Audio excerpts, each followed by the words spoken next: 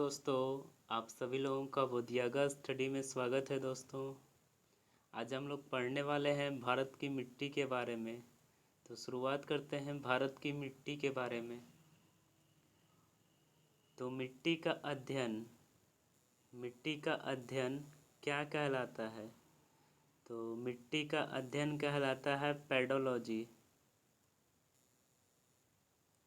मिट्टी का अध्ययन क्या कहलाता है? तो मिट्टी का अध्ययन कहलाता है पेडोलॉजी। क्या कहलाता है? पेडोलॉजी में मिट्टी का अध्ययन करते हैं। ठीक है, याद रखिएगा इसको। नेक्स्ट आगे बढ़ते हैं भारत में भारतीय कृषि अनुसंधान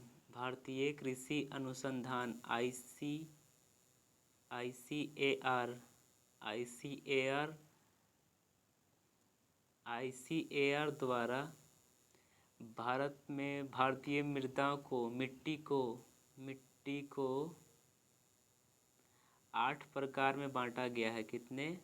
8 प्रकार में बांटा गया है। ठीक है, इसको ध्यान रखिएगा। 8 प्रकार में बांटा गया है।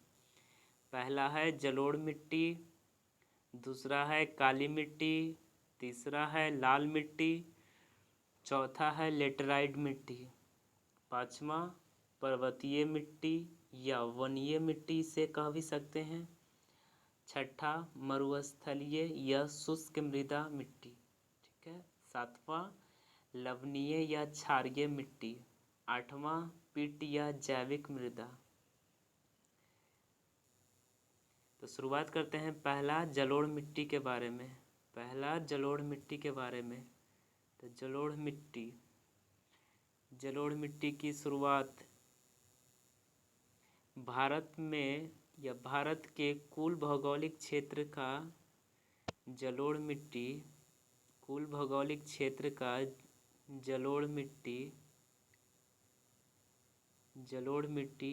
22% भाग में पाया जाता है। कितने परसेंट?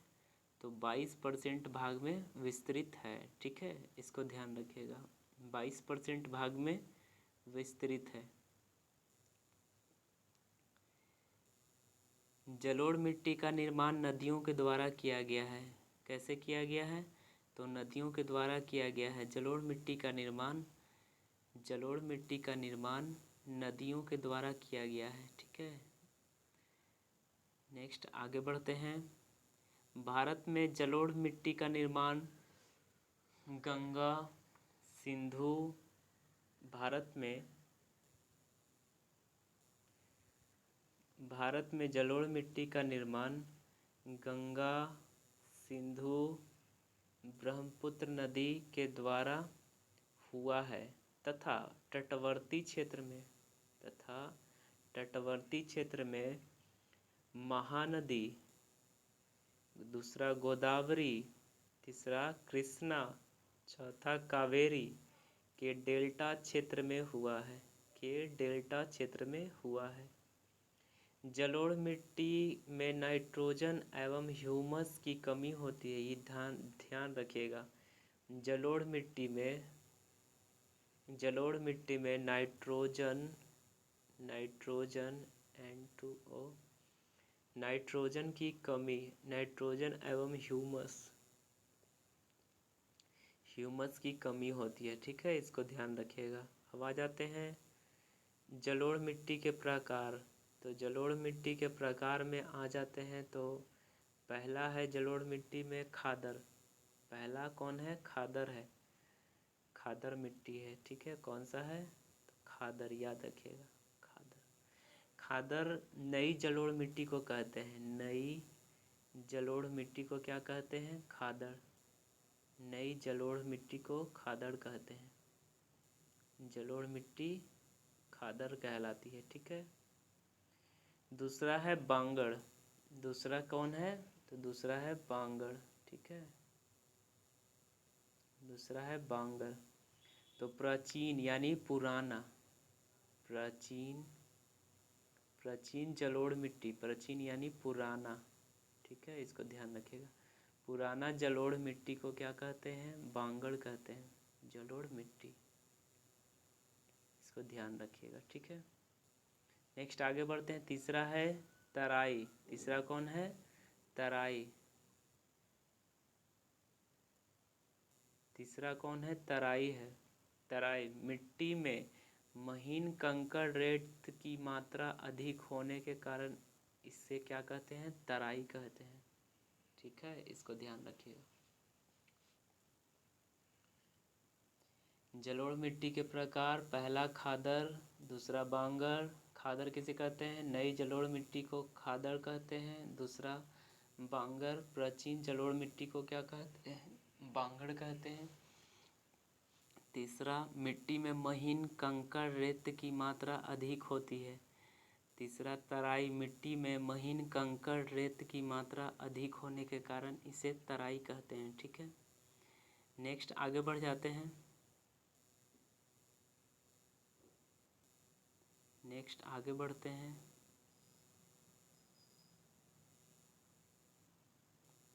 उत्तरी बिहार। उत्तरी बिहार में उत्तरी बिहार में बालू के प्रधान जलोढ़ को दियारा भूमि कहते हैं। क्या कहते हैं? अगर पूछ दे उत्तरी बिहार में बालू प्रधान के जलोढ़ क्षेत्र को क्या कहते हैं, तो दियारा भूमि के नाम से जाना जाता है। कौन सा भूमि? दियारा भूमि के नाम से जाना जाता है, ठीक है, इसको ध्यान रखिएगा। दियारा भूमि के नाम से जाना जाता है। नेक्स्ट आगे बात करते हैं। दूसरा काली मिट्टी। काली मिट्टी। काली मिट्टी का तो सबसे पुराना नाम क्या है? स्थानीय नाम रेगुर मिट्टी। इसे क्या, कौन सा मिट्टी कहते हैं? तो इसे कहते हैं रेगुर मिट्टी। क्या कहते हैं? रेगुर मिट्टी कहते हैं, ठीक है, रेगुर मिट्टी कहते हैं। रेगुर तेलुगु भाषा के रेगड़ा शब्द से बना है। तेलुगु भाषा के रेगड़ा शब्द से बना है। रेगड़ा शब्द से बना है। कौन सा शब्द से बना है? रेगड़ा से बना है। रेगुर तेलुगु भाषा के रेगड़ा शब्द से बना है, जिसका अर्थ काली कपास मृदा होती है। कौन सा होती है? काली कपास मृदा होती है। काली कपास मृदा होती है। काली कपास मृदा होती है, ठीक है। काली मिट्टी में नमी बनाए रखने की क्षमता अधिक होती है। काली मिट्टी अगर पूछ दे कि कौन से मिट्टी में नमी बनाए रखने की क्षमता सबसे अधिक होती है, तो काली मिट्टी में नमी बनाए रखने की क्षमता सबसे अधिक होती है।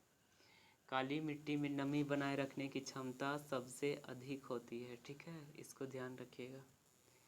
नेक्स्ट आगे बात करते हैं। काली मिट्टी का निर्माण दक्कन के लावा के उपलक्ष्य से हुआ है। दक्कन के लावा के उपलक्ष्य से हुआ है। दक्कन के लावा के उपलक्ष्य से हुआ है, ठीक है, याद रखिएगा।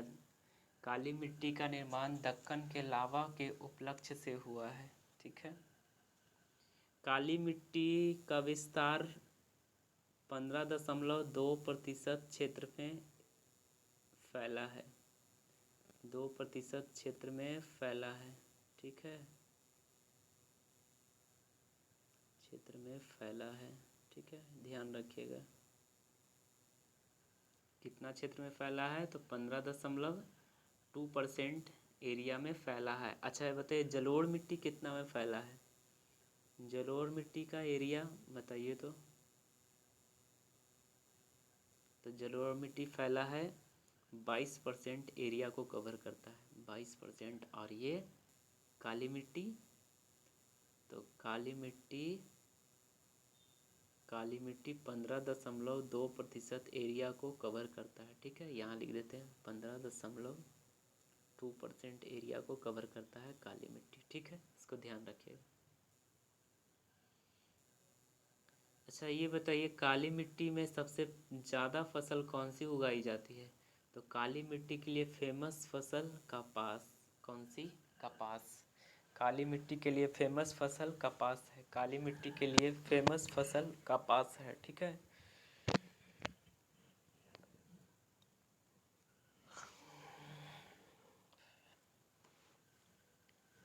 काली मिट्टी के लिए फेमस फसल कौन सा है? कपास है। ठीक है, सबसे उपयुक्त मिट्टी काली मिट्टी कपास के लिए। और काली मिट्टी में सबसे अधिक विस्तार कौन कौन से राज्य में है? तो काली मिट्टी का विस्तार कौन कौन से राज्य में है? तो गुजरात,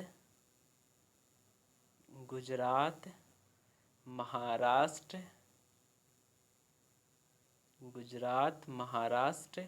और मध्य प्रदेश। कौन कौन से राज्य में है? गुजरात, महाराष्ट्र और मध्य प्रदेश राज्य में है। ठीक है, इसको ध्यान रखिएगा।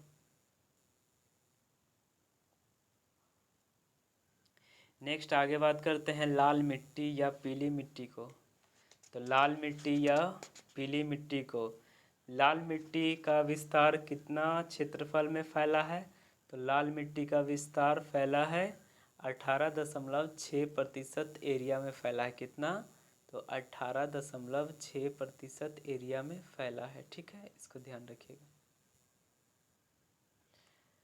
इसमें लाल मिट्टी लाल क्यों है? तो लाल मिट्टी लाल होने का कारण है लोहे के ऑक्साइड या फेरिक ऑक्साइड के उपस्थिति के कारण इसका रंग लाल है। कौन सा?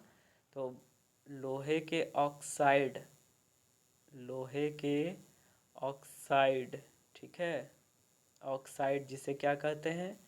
फेरिक ऑक्साइड कहते हैं। कौन सा ऑक्साइड?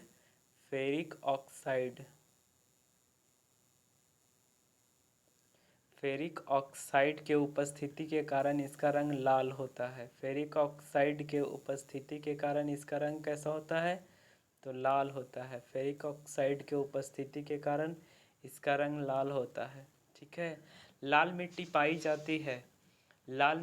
जाती है कौन कौन से राज्य में पाई जाती है लाल मिट्टी?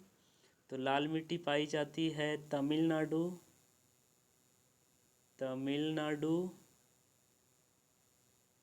दूसरा कर्नाटक,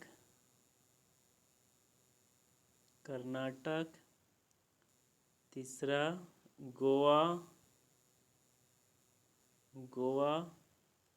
छत्तीसगढ़,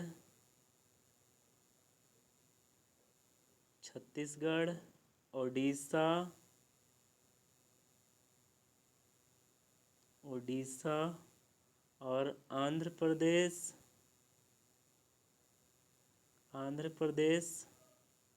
और झारखंड।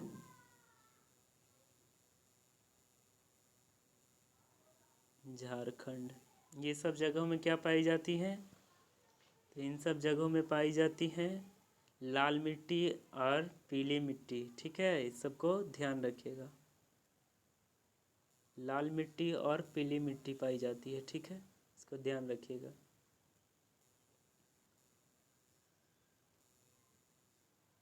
नेक्स्ट आगे बात करते हैं लाल मिट्टी और पीली मिट्टी। लाल मिट्टी तिलहन के फसल के लिए अगर पूछ दे तो तिलहन के फसल के लिए सबसे ज़्यादा उपयुक्त मिट्टी कौन है? तो लाल मिट्टी या पीली मिट्टी तिलहन के लिए प्रसिद्ध है, तिलहन के लिए फेमस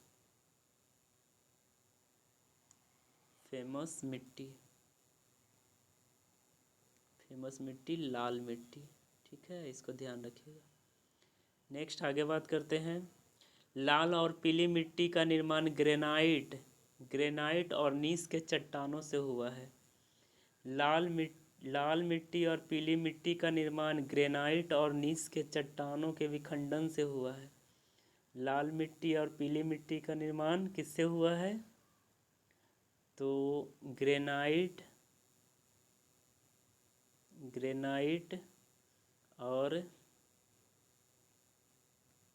और नीस के चट्टान से हुआ है।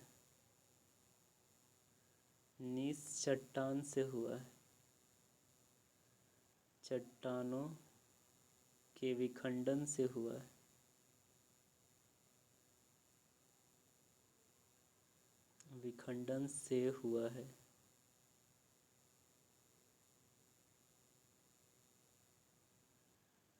ठीक है, इसको ध्यान रखिएगा। नेक्स्ट आगे बात करते हैं लेटराइट मिट्टी, लेटराइट मिट्टी, लेटराइट मिट्टी, लेटराइट मिट्टी, लेटराइट मिट्टी लेटर शब्द से बना है जिसका अर्थ होता है ईंट। लेटराइट मिट्टी लेटर शब्द से बना है जिसका अर्थ होता है, जिसका अर्थ होता है क्या, जिसका अर्थ होता है ईंट। लेटराइट मिट्टी का अर्थ होता है, लेटर शब्द से बना है जिसका अर्थ होता है ईंट। लेटराइट मिट्टी का विकास उच्चतम तापमान और तीव्र वर्षा के क्षेत्र में होता है। लेटराइट मिट्टी का निर्माण या लेटराइट मिट्टी का विकास उच्चतम तापमान और तीव्र वर्षा के क्षेत्र में होता है। लेटराइट मिट्टी का विकास उच्चतम तापमान और तीव्र वर्षा के क्षेत्र में होता है। लेटराइट मिट्टी का विस्तार 3.7% एरिया में कवरेज करता है। अच्छा, जलोढ़ का बताइए तो जलोढ़ का 22%। कितना है जलोढ़ का? 22%। फिर उसके बाद आ जाता है काली मिट्टी का। तो काली मिट्टी का विकास कितना क्षेत्रफल में फैला है? तो 15.2%। और लाल मिट्टी का, तो लाल मिट्टी का फैला है 18.6%। ठीक है, फिर से एक बार हम लिख देते हैं, ध्यानपूर्वक रहेगा। जलोढ़ का क्षेत्रफल फैला है 22%। और इसके बाद कौन सा आ जाता है? काली मिट्टी का। तो काली मिट्टी का क्षेत्रफल 15.2% एरिया में फैला है। ठीक है, और इसके बाद लाल मिट्टी का, तो लाल मिट्टी का 18.6% एरिया को कवरेज करता है। और फिर आ जाता है लेटराइट। लेटराइट मिट्टी का कवरेज कितना है? तो 3.7% एरिया को कवरेज करता है। ठीक है, इसको ध्यान रखिएगा। लेटराइट मिट्टी का विस्तार, लेटराइट मिट्टी का विस्तार कर्नाटक, केरल, तमिलनाडु, मध्य प्रदेश, ओडिशा, असम में अवस्थित है। ठीक है, कहाँ कहाँ अवस्थित है? ध्यान रखिएगा, इसको मैप बना देते हैं, थोड़ा सा गलती हो गया। तो इसका विस्तार कहाँ कहाँ है? लेटराइट मिट्टी का विस्तार कर्नाटक, इसके बाद केरल, इसके बाद तमिलनाडु, इसके बाद मध्य प्रदेश, इसके बाद ओडिशा और इसके बाद असम। ठीक है, ध्यान रखिएगा। लेटराइट मिट्टी में चूना, फास्फोरस, लेटराइट मिट्टी में चूना, फास्फोरस, पोटास एवं नाइट्रोजन की कमी पाई जाती है। और जलोढ़ में पाई जाती है कमी नाइट्रोजन की और फिर ह्यूमस की। ठीक है, इसको ध्यान रखिएगा। और लेटराइट मिट्टी में चूना, फास्फोरस, पोटास एवं नाइट्रोजन की कमी पाई जाती है। चूना, फास्फोरस, पोटास एवं नाइट्रोजन की कमी पाई जाती है। ठीक है, इसको ध्यान रखिएगा। लेटराइट मिट्टी के कृषि के लिए उपयुक्त मिट्टी है। लेटराइट मिट्टी कृषि के लिए बहुत उपयुक्त मिट्टी है। उपयुक्त मिट्टी नहीं है, कृषि के लिए उपयुक्त मिट्टी नहीं है। ठीक है, इसको ध्यान रखिएगा। कृषि उपयुक्त नहीं है, उपयुक्त नहीं है। ठीक है, इसको ध्यान रखिएगा। नेक्स्ट आगे बात करते हैं मरुस्थलीय मृदा की बात करते हैं। तो 50 सेंटीमीटर से कम वर्षा वाले क्षेत्र में मरुस्थलीय मृदा का निर्माण होता है।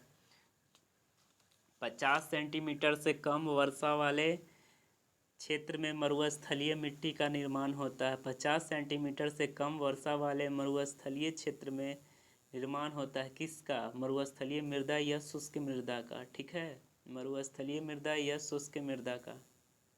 ठीक है, इसको ध्यान रखिएगा। मरुस्थलीय मृदा नमी और ह्यूमस की कमी होती है। मरुस्थलीय मृदा में नमी और ह्यूमस की कमी होती है।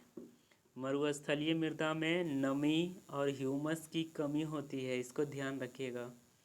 नेक्स्ट आगे बात करते हैं मरुस्थलीय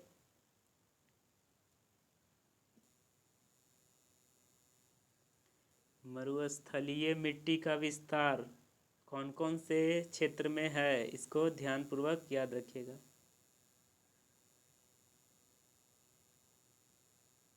इसको ध्यान रखिएगा। तो इसका विस्तार है राजस्थान, पंजाब और गुजरात, ये सब क्षेत्रों में विस्तारित है। मरुस्थलीय मृदा का विस्तार है, ठीक है, इसको ध्यान रखिएगा। नेक्स्ट आगे बात करते हैं पर्वतीय मृदा।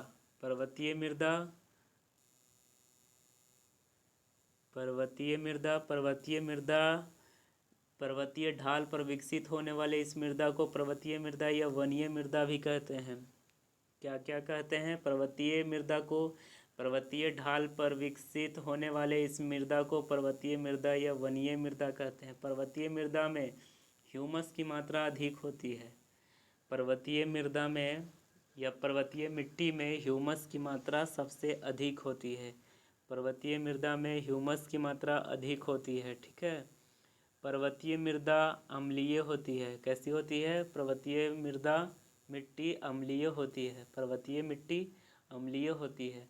पर्वतीय मिट्टी चाय, कहवा, मसाले, वन के लिए काफ़ी उपयुक्त होते हैं। चाय, कहवा, मसाले इत्यादि के लिए काफ़ी उपयुक्त मिट्टी होते हैं। भारत में पर्वतीय मृदा का विस्तार कहाँ कहाँ है? भारत में पर्वतीय मृदा का विस्तार कहाँ कहाँ है? तो ध्यान रख लीजिएगा।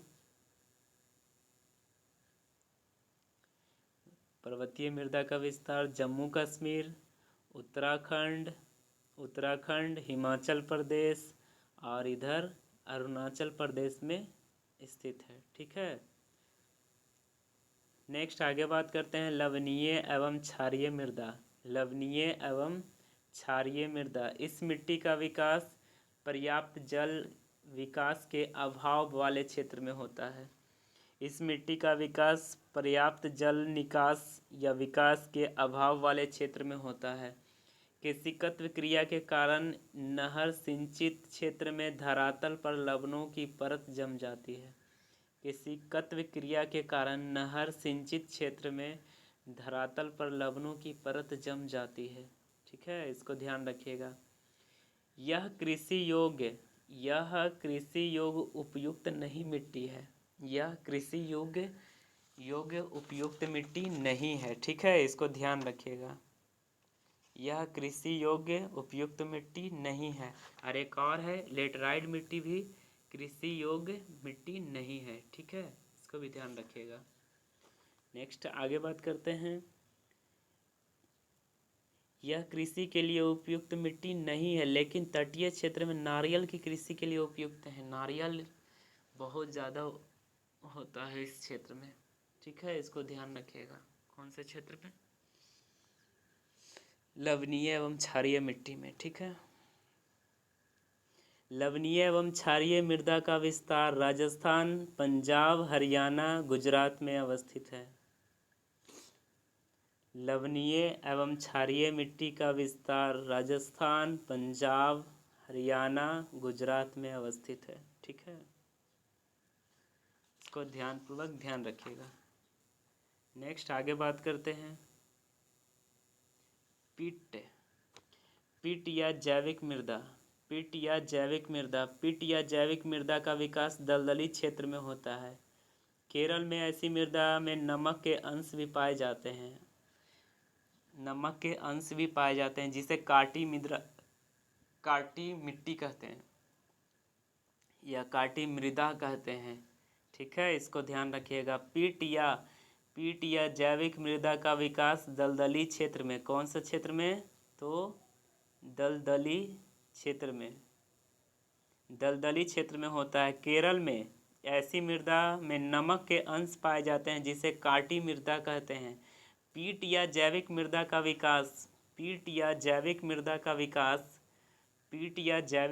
का विस्तार केरल, ओडिशा, तमिलनाडु, पश्चिम बंगाल के तटवर्ती क्षेत्र में है। पीट या जैविक मृदा का विस्तार केरल, ओडिशा, तमिलनाडु, पश्चिम बंगाल के तटवर्ती क्षेत्र में अवस्थित है। ठीक है।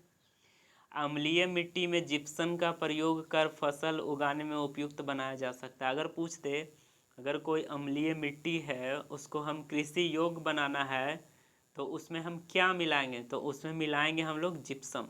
क्या मिलाएंगे? जिप्सम को मिलाएंगे। ठीक है, इसको ध्यान रखिएगा। अम्लीय मिट्टी चाय के फसल के लिए उपयुक्त मिट्टी होती है। अम्लीय मिट्टी चाय के फसल के लिए उपयुक्त होती है। अच्छा ये बताइए, इसमें क्या मिला देने पर कृषि योग्य हो जाएगा? तो जिप्सम की मात्रा मिला देने पर कृषि योग्य हो जाएगा मिट्टी। ठीक है।